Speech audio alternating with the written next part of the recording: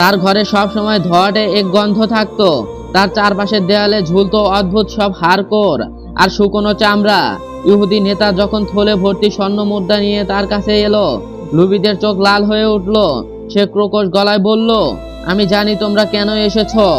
মুহাম্মদ সাল্লাল্লাহু আলাইহি ওয়াসাল্লামের উপর জাদু করা মানে আগুনের সাথে খেলা করা।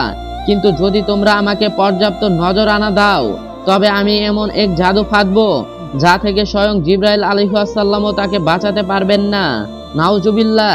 শুরু হলো ইতিহাসের সবচেয়ে প্রসিদ্ধ এক অধ্যায়। নবীজি জানতো এই জাদুর জন্য নবীজি সাল্লাল্লাহু আলাইহি সাল্লামের শরীরে কোনো অংশ বা ব্যবহৃত জিনিসের প্রয়োজন। সে অত্যন্ত দ্রুততার সাথে মদিনার এক ইহুদি কিশোরকে কাজে লাগালো। সে মাঝে মাঝে নবীজি সাল্লাল্লাহু আলাইহি ওয়াসাল্লামের খেদমত করত এবং তার আশেপাশেই ঘুরে বেড়াতো। লোভ দেখিয়ে সেই কিশোরের মাধ্যমে লুবিত নবীজি সাল্লাল্লাহু আলাইহি ওয়াসাল্লামের ব্যবহৃত একটি চিরুনির ভাঙা দাঁত এবং চিরুনিতে লেগে থাকা কিছু পবিত্র চুল সংগ্রহ করে নিল। লুবিত সে অভিশপ্ত রাতে তার কুঠুরির দরজা বন্ধ করে দিল। সে এক অদ্ভুত কালো রেশমি সুতা বের করলো। তার সামনে রাখা ছিল একটি সীসার পাত্র এবং কিছু মোম। সে বিড়বিড় করে শয়তানি মন্ত্র পড়তে শুরু করলো।